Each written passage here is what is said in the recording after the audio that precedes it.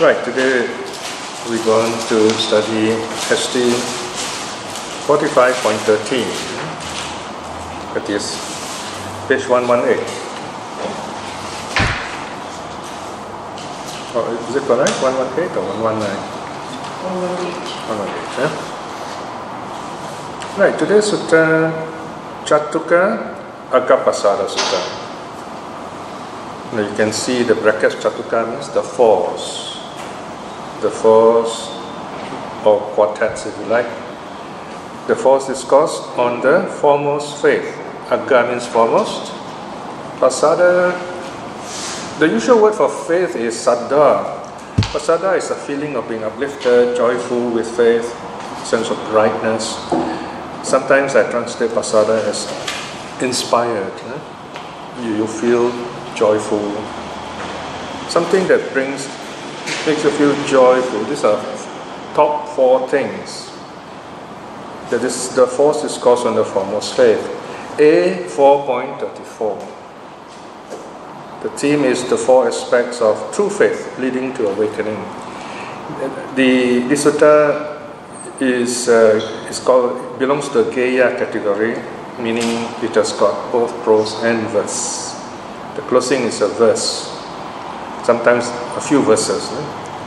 Now the verses of this sutta are very popular amongst the blessing chants with the monks. I remember the temple I was living with in Kuala Lumpur, Wat Chitawan, the Thai temple, those years. The abbot will often, at the highlight of the chant, he always chant the verses, which we will come to in a moment. The prose section teaches us the four main things in the teaching, if you like. Okay, so let's look at the sutta straight away. Okay. Right, the translation is on page 122. Page 122. Yeah? The fourth discourse on the foremost faith. This is a short sutta, but the very, what shall I say, essential. Yeah? It gives us the essence of the teaching. It's about 1.5 pages only. Verse 1. There are bhikshus, these four kinds of foremost faith. What are the four? Right? So you see the Buddha directly addressing the audience or the auditor. You will notice here there's no introduction. No Ewang Mesutang and so on. If you look at the number A 434, it gives you a clue. The way the Anguttara Suttas are recorded is like a sequence. So the Ewang Mesutang is only given right at the start of the chapter. So it is as if the Buddha is giving one long series of teachings, if you like. But we have to imagine that they're given at different times. Okay, so some translators, they will add the introduction here, Ewang Mesutang. For example, in the Sinhalese Tipitaka or Sinhalese, one of the manuscripts, the Buddha Jayanti Tipitaka, they will often put in the introduction. But you can bear in mind, this sutta was probably taught in the Jetavana in Savatthi, where the Buddha lived for a very long time. So most of the suttas were taught there. So the Buddha says there are four kinds of foremost faith. Four things that we should feel very deeply inspired with as practicing Buddhists. What are the four? Now you can see the brackets 1, 2, 3, 4. I should have actually given some spacing to it. It's easier actually after each number brackets. Okay, the first one. Bhikshus, as far as there are beings, whether legless, four-legged, many-legged, whether with form or formless, whether conscious, unconscious, or neither conscious nor non-conscious. Okay, look at this first part. We're talking about different categories of titles or topics, if you like. There are four categories. The first one, beings. Now here you see an early Indian attempt at defining different kinds of beings. It's a very simple, rudimentary classification system, if you like. It's not a biological or scientific or what's called taxonomic kind of arrangement. It's just an idea for us to have, or what is called variety of beings, different kinds of beings. So you have the first one, the legless. Legless are the way like snakes, and the worms and so on. And then four-legged, of course, the quadrupeds. These are the mammals and animals that have four legs. And the many-legged. Okay, so of course here you have the arthropods, like centipedes, millipedes, and so on. Yeah, why there are no two-legged? Is it missed out in the translation? Or? Yeah, that's interesting. Yeah, I'm sure there should be two-legged there, right? So just mentally add in. You see the footnote there, Dwi Pada. Yes. Okay, look at the footnote number 22. This is the whole section. Looks like Dvipada is missed. Oh, okay. So you got to insert apada, legless. After legless, yeah, you put two-legged this. Okay, this is human error. All right. So yeah. So legless, two-legged, four-legged, many-legged. All right. And those with form, those without form. Okay. But in a sense, like when we are studying here, we're like a Buddhist council. We're checking the text also. Okay. So it's good that we be aware. So you can have what's called sutta sense. When you read it, you know, okay, there's something missing here, or we should read it this way. So basically, the Buddha says, well, all these different kinds of beings, physically, and then you have psychologically, those with form. Okay, before this, the first line, those are the beings of what are called the sense world. The sense world is our world, dependent on the senses, the five senses. And then the form world is a higher level where it is supra-sensual. They don't need the kind of physical sense that we have. And yet they're able to experience all those things, or even more. So they are the form world, kind of refined form. And there's even a higher form, like energy form. There's a formless world. So these are the three worlds. So what you're looking here is actually a diversified, expanded version of the three worlds. So whatever beings there are in the three worlds. And then the last level of the formless world is mentioned specifically. The last word, neither conscious nor non-conscious. So the last line, the fourth line, kind of classifies beings according to consciousness. Conscious, unconscious, neither conscious nor non-conscious. Most of the beings are, of course, in the first category, conscious. There is only one realm called the unconscious realm, asanya satta.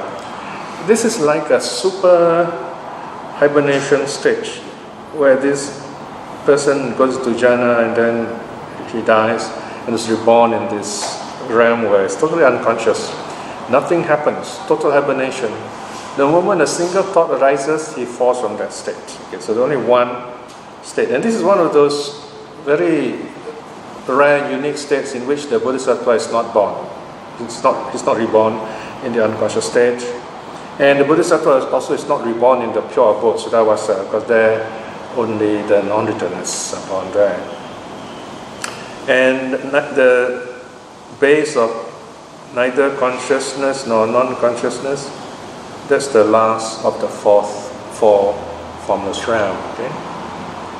So there you are, different kinds of beings. So wherever there are beings, then you read the next line. That is to say, the Tathagata, worthy one, fully self-awakened, is declared to be the foremost amongst them. Right? So basically we're saying, in modern scientific way of talking, if you like, the Buddha is the most evolved of all beings. Evolved in the sense of mentally evolved. Okay? So which state would the Tathagata be? He's in consciousness? None of this. So it's yeah. beyond. Right. So this is where we have words like, there's this big term, it's a group of its own, all right? There is this philosopher from Holland, I think, who invented this rather long Latin term.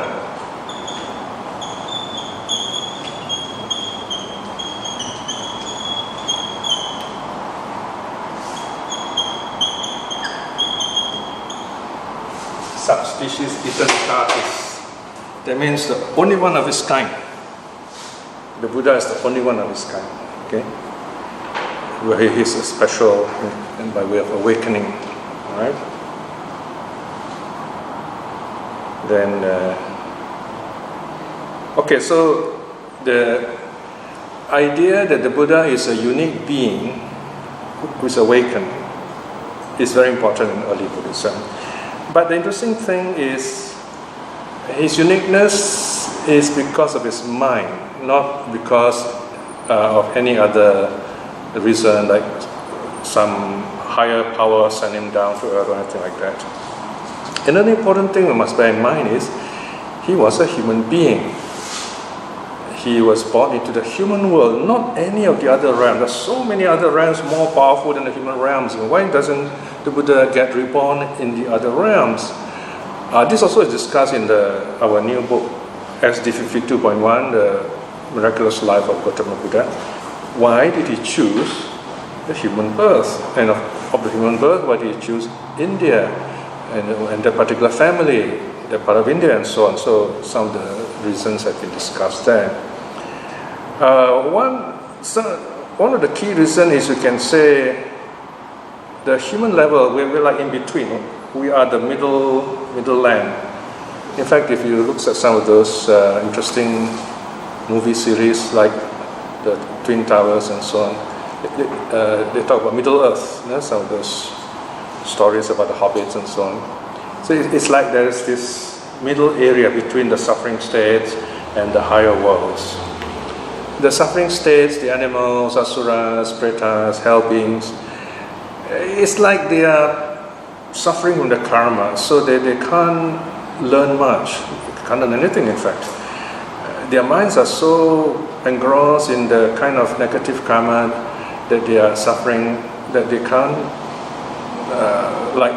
be calm like us and reflect on the Dharma, so it's very difficult for them to change. You can see this in our world, you find some people just have difficulty learning the Dharma. So in a sense, you really feel compassion for them. Unfortunately, history has shown religious people introducing certain types of religious practices that became very ritualistic, so they just get caught up and they don't think about it. So that's one way to hold them back. But basically, education can change them. That is why, in the suttas it is often said, Vinyuhi, you must have some level of education, some level of intelligence. Because if you don't have this, then you'll be exploited, you'll be, the underdog, you'll be suffering unnecessarily, as if there is something called necessary suffering. I mean, we didn't say that necessary suffering is good. We are saying you can uplift yourself from that lowly state through education. And we know the word education very well means bringing out the best in you. Edus A or ex ducere means to bring out what is good in you, the best in you. That's the best meaning of education. So you notice one of the first things that a monk does or a monastic does is to get educated. In a monastery, he learns to chant, he learns language, and from there he understands the teaching and he frees himself from suffering. So the Buddha is that kind of person who is able to go through this really high level of education, training, to free himself from suffering. So the Buddha is unique in that sense, but he is a human being. Well, what about the higher levels? The form world, they're enjoying themselves, deep in blissful meditation. The formless world, they're kind of really formless, so you can't do much about it. They get into this deep state of meditation. So the human state is where you see both happiness, suffering, you see all those opposites going on. And it's a great place to learn. So the special quality of human brain, I might say, is the ability to learn. So if we don't use that special ability, then we lose that capacity as a human being. So remember, we may born with a human body, but we need to be humanized by our parents or society. And then we need to learn, we need to be schooled. Then we learn spiritual things which matter deeply inside us, how we can be happy within ourselves, so to speak. So you imagine this kind of idea that the simple human, the very fragile human, can actually evolve into a fully awakened being is an amazing idea.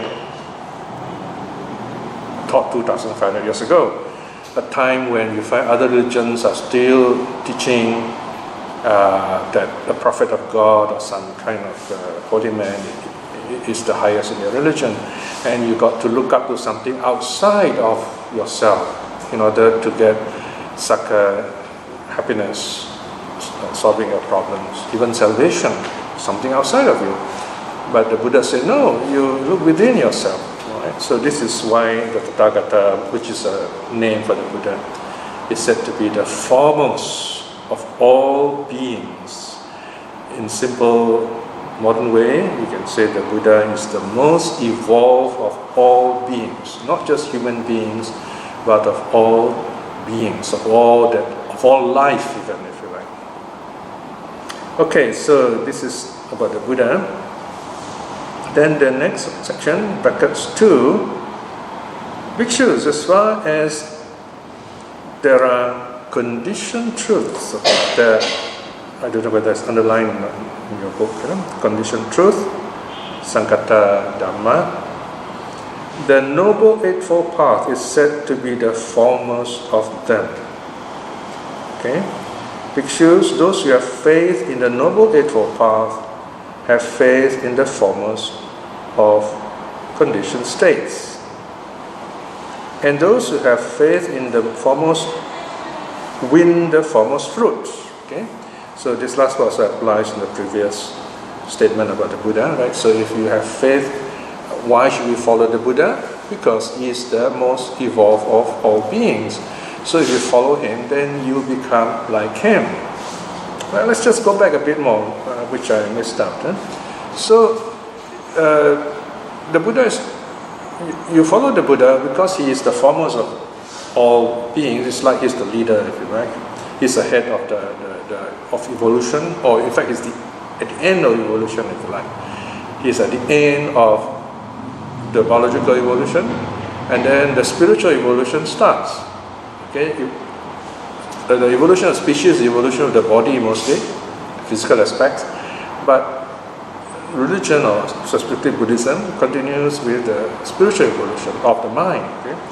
So, if you follow the Buddha, then you also learn to build your mind up, so to speak.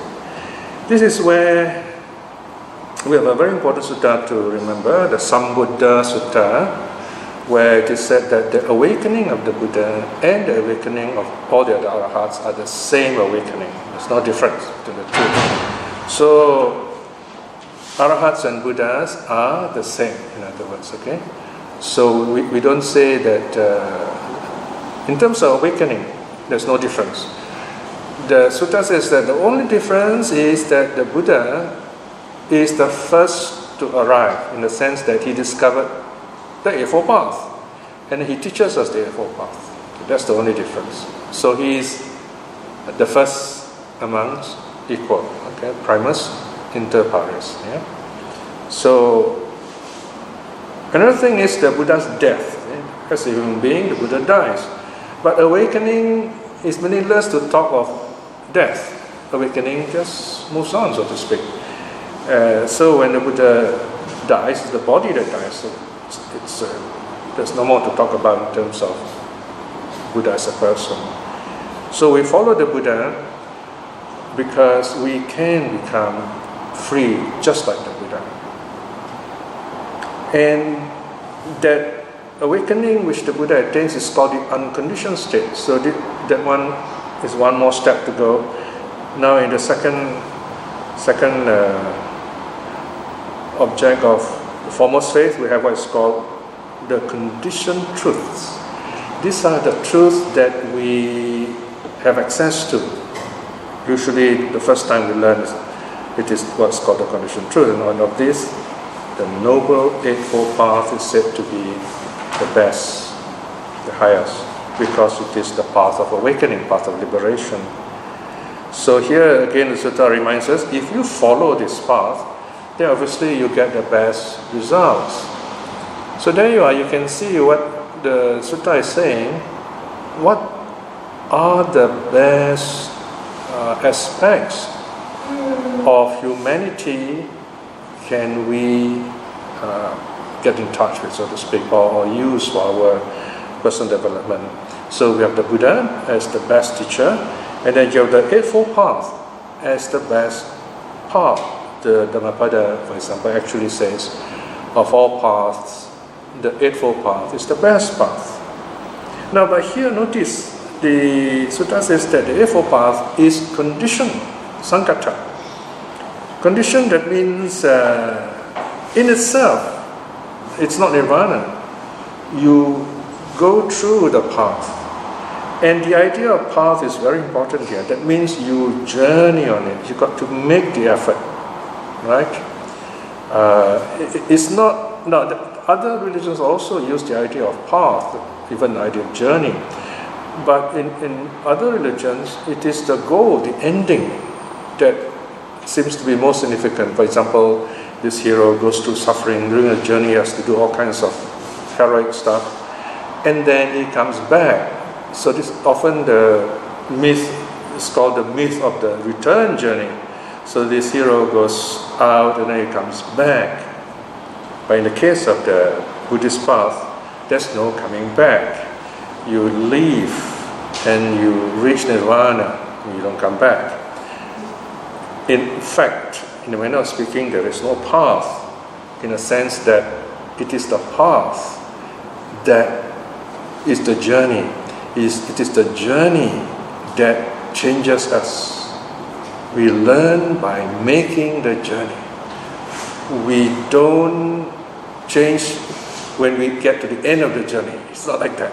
It's the journey that educates us. Okay?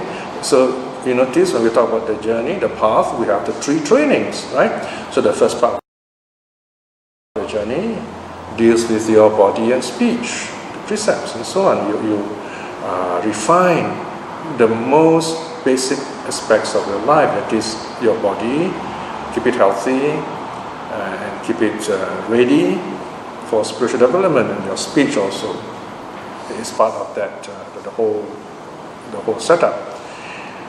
Once your body and speech are refined, then it forms the basis of mental cultivation.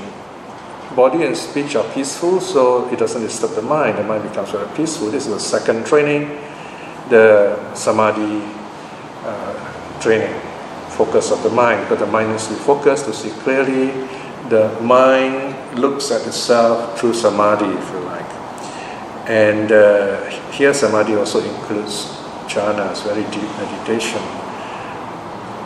Wholesome body, wholesome mind leads to the third training, wisdom, panya. The thorough knowledge, full knowledge that brings you into nirvana, total freedom from suffering. So those are the three trainings as a journey or as a path. It is the path that changes us. So in that sense, it is conditioned. You condition yourself through the three trainings. This is good conditioning. Normally when we speak of conditioning, we talk about it negatively. So if you look at the first training, Sila Sikha, you can say we are conditioning ourselves to be healthy in our body, keeping the first three precepts, and then refining our speech, keeping the fourth precept. Then the second training, we are refining the mind. So we go step by step like that, conditioning ourselves to do the right thing. Right? It's just like, you go into any sports, you find you need to condition yourself. Right? You condition your body, first of all, you are strong enough, and then you condition your mind, you take the right kind of food, you do the right kind of exercises, so you're conditioning yourself for that goal that you have in mind. So same thing in Buddhist training. So this is called a conditioned truth, or conditioned path, if you like. That's number 2, right? So Eightfold Path as the training heading towards what the Buddha himself has discovered.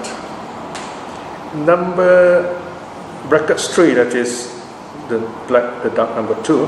That's the next one. Bhikshus, as far as there are truths, conditioned and unconditioned. Now we have both kinds of truth. Dispassion is said to be the foremost amongst them.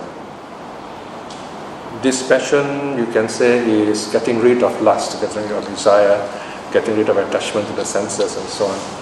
That is to say, the crushing of intoxication. Now you notice the 5th precept is about intoxication, so the 5th precept is like symbolic, reminding us the journey is going to begin, right? The crushing of intoxication. Here, intoxication refers to being caught up with life, youth, health, and things like that. We're really caught up with it. To some extent, the mental development suffers, in other words. The idea of health is very common in early Buddhism. The Dhammapada says, health is the greatest wealth, for example, right? So, if you are sick, you can't really practice well, you can study suttas and so on. At the same time, we understand that health is something, is a tool that helps us for moving on ahead, in other words. Alright, so this is crushing of intoxication, not to be intoxicated with life, health, or youth, life, and health. That's the 3 normal ones. Removing of thirst, here meaning craving. Uprooting of attachment, kind of a fixed idea about things. The cutting off of the cycles of life and death. That's a rebirth, okay? Stopping it. And finally, the destruction of craving, dispassion, cessation, nirvana. Okay? So nirvana is the final stage, so to speak, of this, of unconditioned truth. The rest are conditioned. So one aspect of the meaning of dispassion, of course, is nirvana. And so the Buddha says, if you're looking around for this kind of truth, this is the best.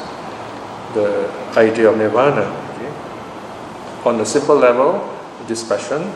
On the higher level, nirvana. Okay, now we come to the fourth truth, or foremost faith. Bhikshus, as far as there are sanghas or groups, the sangha of the Tathagata's disciple is said to be the foremost of them. Okay, here sangha, the word sangha, of course, existed before Buddhism, and it simply means a herd of cattle, for example, because to the ancient Indians, cattle is treasure. So the word herd is quite a prestigious term, if you like. Sangha also means a council. So the Buddha used the term sangha for the monks and nuns also. But sangha, and it's very important to note, only refers to the celibate monastics, the monks and nuns and novices and so on. That's used in Buddhism, that is. So we do not use the term sangha out of respect for the Buddha and the Dhamma. We don't use it for the celibate laity, even if they are priests. We use the word parisa.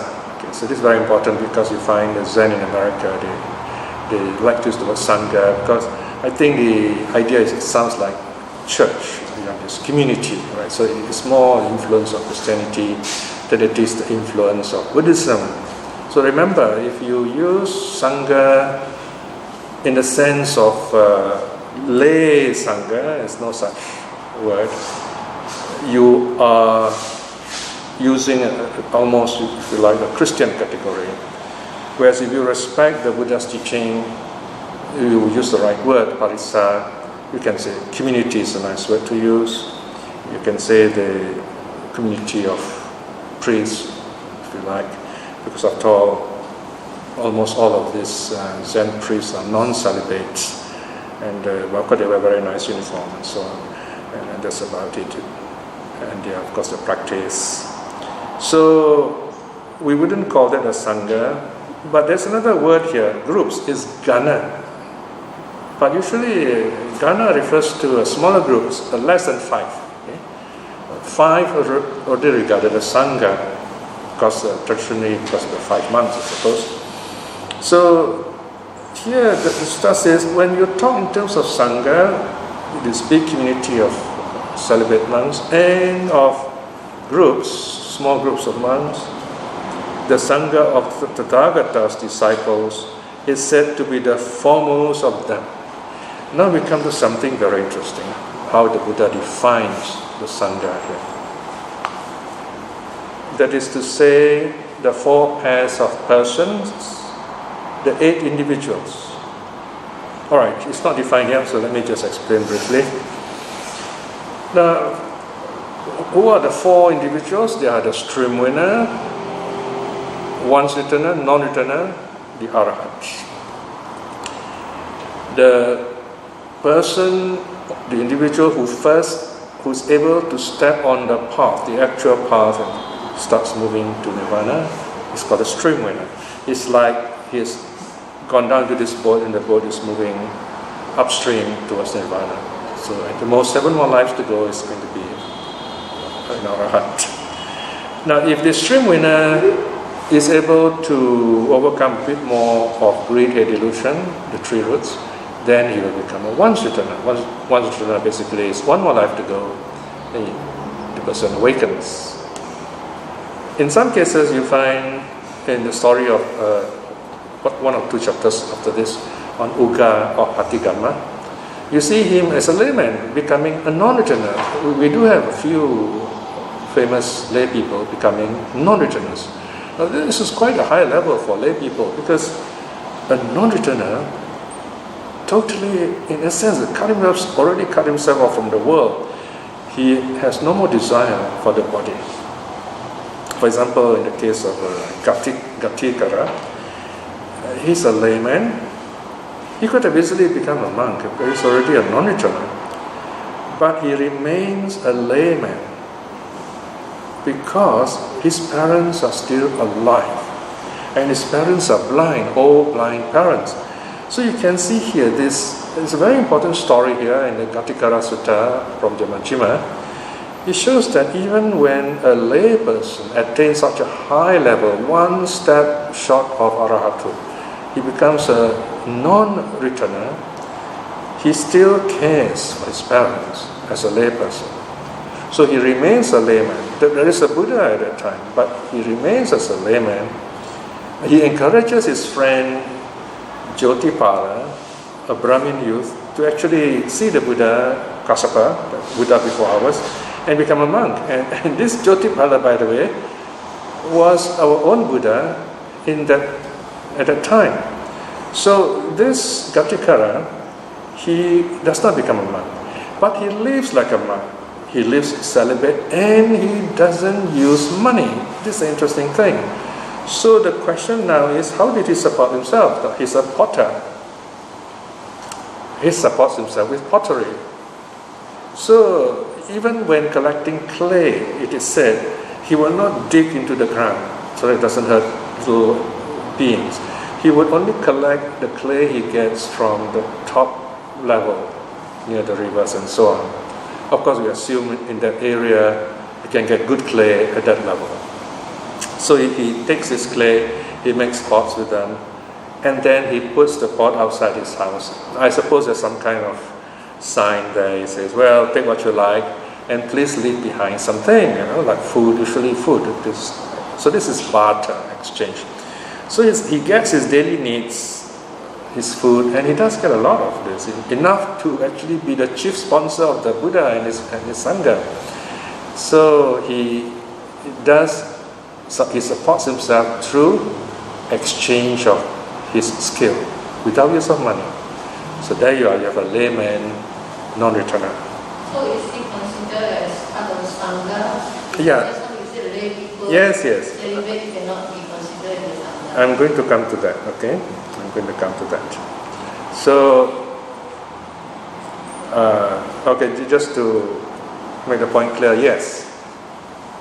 Gati Kara as a non-returner is part of the Arya Sangha, just to be sure, okay? But we'll come back to this point in a moment. Okay, so I was talking about the 4 kinds of individuals, okay? So the stream winner, one returner, non-returner, Arhat. Now here it says 4 pairs, okay?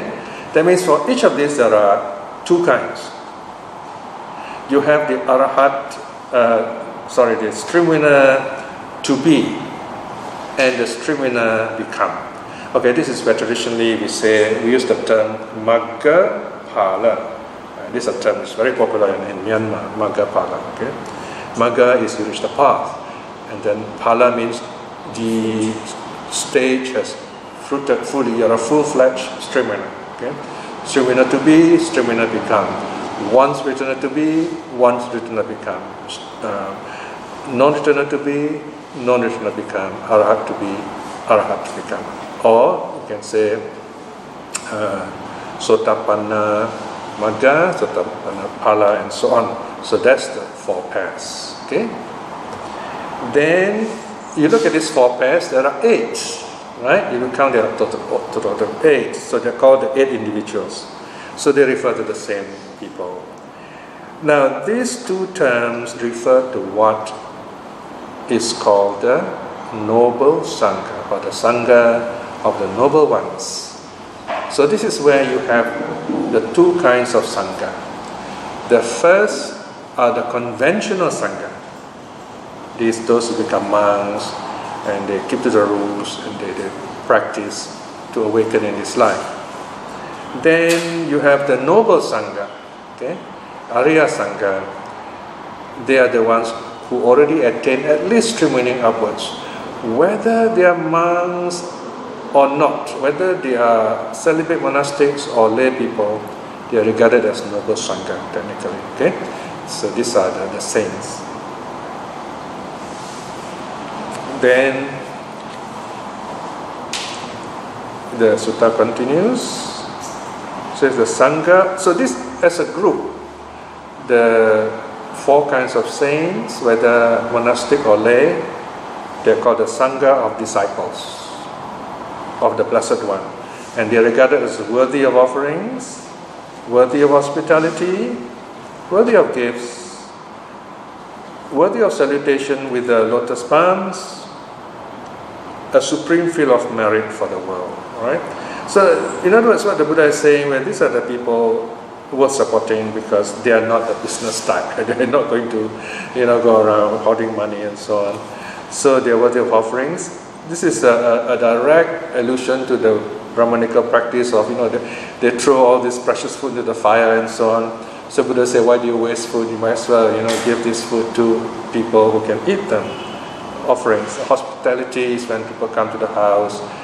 The monk or nun comes to the house to collect alms. So you should welcome them. And then gifts. Here's dakina, dakineyo. This is the offering gives to our teacher. Okay?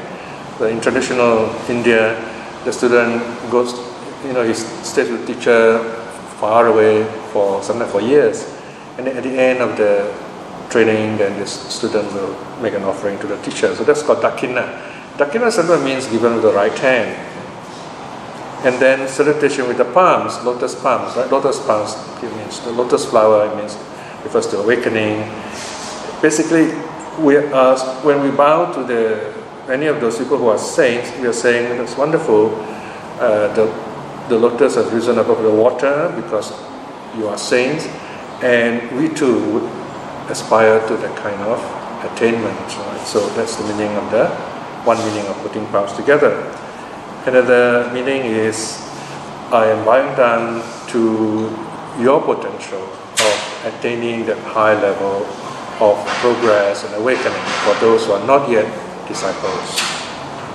Alright, so, and then the last one is supreme field of merit for the world. So this is where if you want to do good, you help the saints, you will have very great benefit because you're helping the Dhamma to grow also, and you're helping yourself to grow too.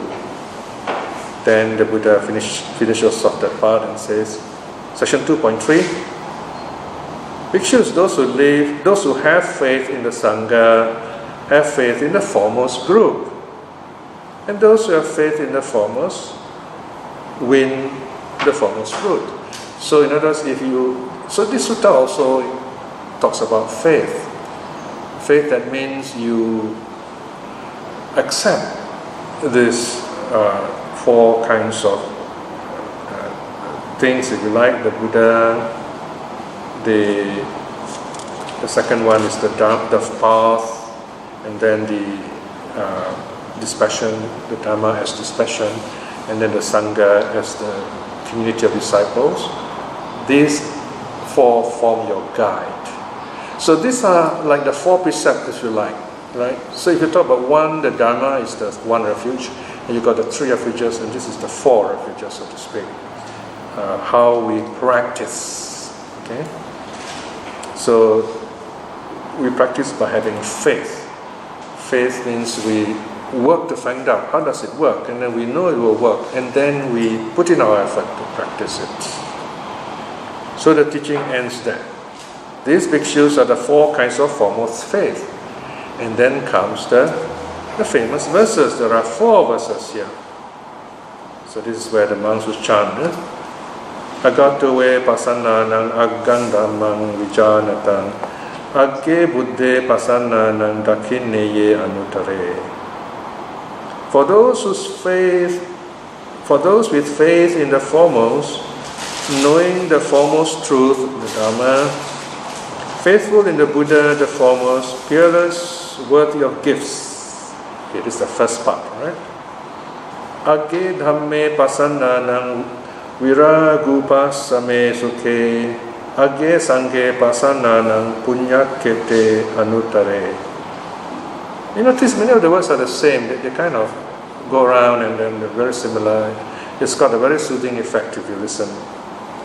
For those with faith in the Dharma, in the joy of the peace that is dispassion, for those with faith in the foremost Sangha, the supreme field of merit. Still not finished yet. Okay, next verse. Aggasming danang dadatang aggam punyang pavaddati aggang ayucha vannocha yaso kiti sukang alang. For those giving gifts to the foremost of merits grow, the foremost by way of life and beauty, fame, glory, happiness, strength. Okay? Usually, the most common blessings monks would say is Ayu Vanna Sukha Balan. Ayu is long life, Sukha is happiness, Balan is strength, Vanna is beauty. And then the last verse says, Aggasa data medavi aggo dhamma samahito deva bhuto manussava agapato pamodati ti. Wise giver of the foremost to the foremost, mentally settled on the foremost state, having become a deva or a human, rejoices, having attained to the foremost. So here meaning you can be reborn at the deva or human state, but either way, you enjoy true happiness, great happiness. So there you are. This is a celebration of faith on the four aspects of the key ideas in the early Buddhism. The Buddha as the foremost of beings, the most highly evolved of beings, and then the Eightfold Path as the best of conditioned states, something we can practice. And then dispassion, that's the goal, the result of our practice. It can be conditioned or unconditioned. Conditioned states would be the first three levels of sainthood, if you like, whereas the arahathood is unconditioned in that sense, yeah. And then number 4, of all the sanghas, the noble sangha, the sangha of Aryas, the community of saints are the foremost. So the sutta ends there. Any questions?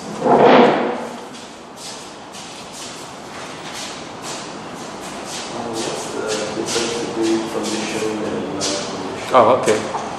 Sankata, asankata. Conditions, what are the conditions? Basically the simplest answer is impermanence. Rise and fall. Whatever you see around here, inside yourself, you're all conditioned. In other words, a series of cause effects, rising, falling. They do not exist in themselves. We do not exist in ourselves. This camera doesn't exist in itself. The idea of how the camera works does not exist in itself. All many conditions work together to make something happen. That's conditions. It's a very important idea in Buddhism. For example, problem solving. The usual way is to find fault with someone and say, okay, here's the cause, right? But if you talk about conditioned states, we say no, you can't really blame one particular person. This person is just a sign of the end result maybe, or the high point of the problem maybe, or just a symptom of the problem. Many conditions come together to bring this result, and then this is only one of the many results. It's just that we choose to see this. For example, in Singapore, we talk about our train system not working. We only choose to see the train, but we don't see, there's so many other things involved. See? So we got to look at it as a whole, in other words. Okay? There are many conditions. So we have to study the condition, what causes lead to what effects, and what effects becoming causes lead to other effects. They work like that. Okay? Now once you have this kind of conditioning, you find we just go on and on endlessly. We also are conditioned. Like we have childhood conditioning, and that childhood conditioning, limits our ability to be happy, for example. So once we discover that, then we say, oh, okay, I'm going to decondition myself, so to speak, or deconstruct ourselves. Another word is construction. We construct realities outside of us, so we have to deconstruct them so that we see reality, true reality. Whereas nirvana is the only unconditioned state. Of course, philosophically, some schools say space also is unconditioned, because space, nothing conditions space in a manner of speaking, but that's purely academic, as we say. Nirvana is unconditioned in the sense nothing creates it. Okay, it's just a convenient term we use to describe the end result, if you like. It's just like, okay, you put out the fire, what do you call it? That's called nirvana. The fire has gone nowhere. Nirvana is not a state, it's not a non-state either, because we talk about nirvana as nothingness, you have to compare it to something, see? So it's an amazing concept. Even as a concept, it's amazing. But nirvana is not a concept, that's another issue, see? So it's a convenient term to tell us it is unconditioned. It is away from all this conditioning. Another word you can use is samsara. Okay? So that's condition. The nature of our existence. The single word is impermanence. Then the bigger word is conditions. Okay, anything else?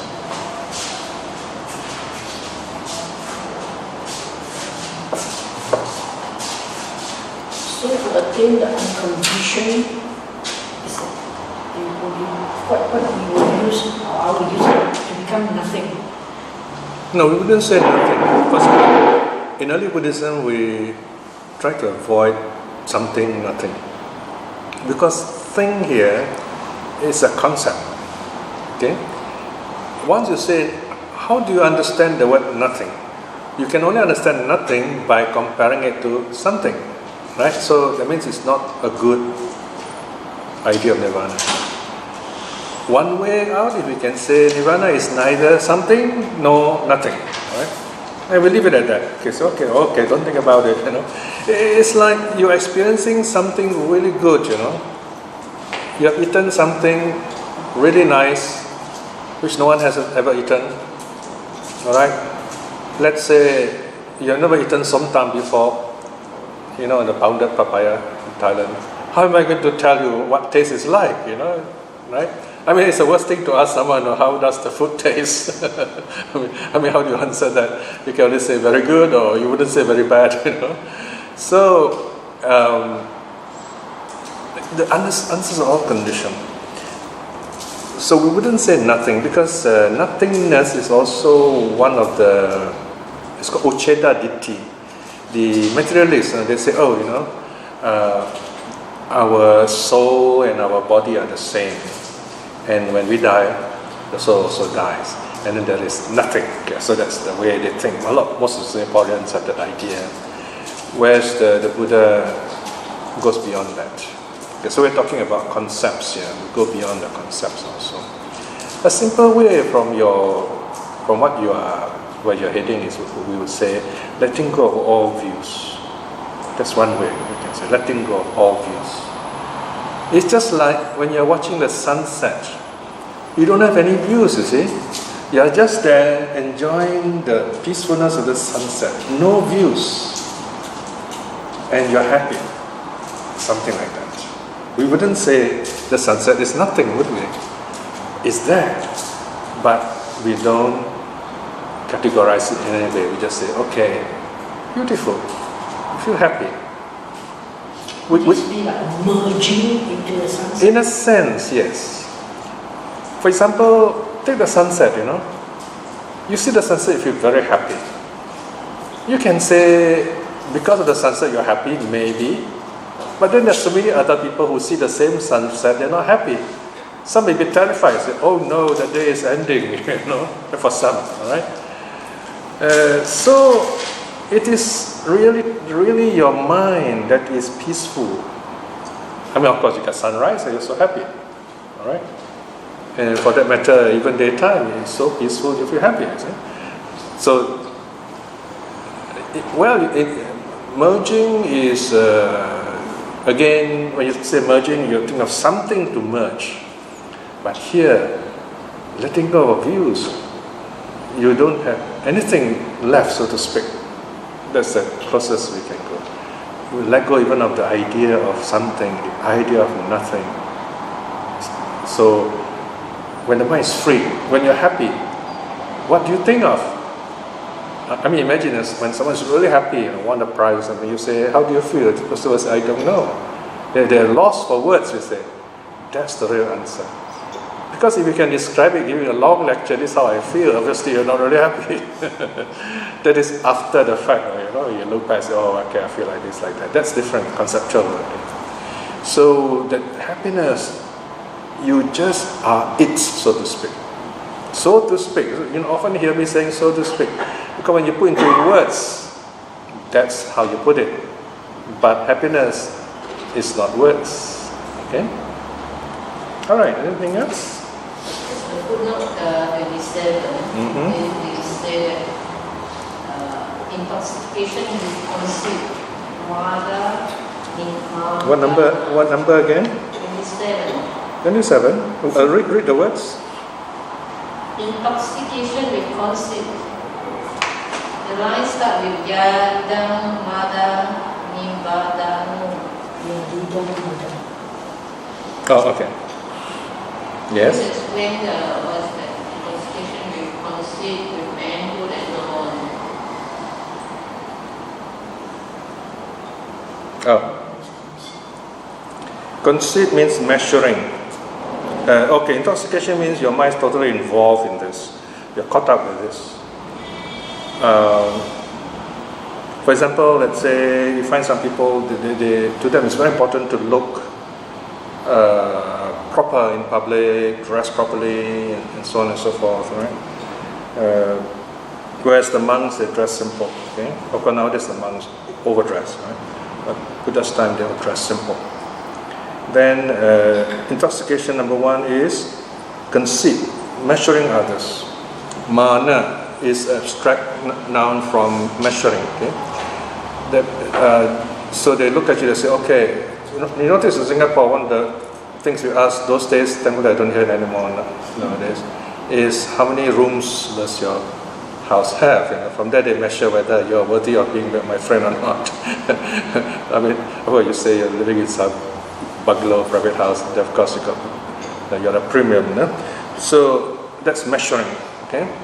Of course, now, interestingly, Singapore has become a bit more conscious of this class levels and so on, right? So this idea of measuring is not helpful. We go back to the feudal ages when we come to this level where you have all this royalty and the peasants and so on. And it doesn't, in other words, you will not produce the best that society can give. So conceit is measuring. I am better than you, I'm worse than you, I'm as good as you, and so on. Okay, that's conceit. It's based on the idea that either I lack something or I have something which you don't have, a kind of wrong idea. Here, manhood is idea that, I'm a man, so I'm stronger than women, and so on. So these are, in other words, wrong idea of self. That's the meaning here. So this is more of a commentary explaining some of the psychological terms. Okay. Any other question?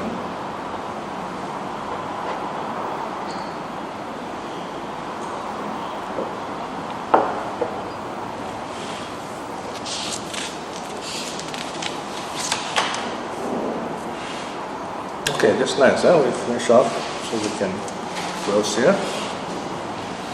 Let's do a short reflection.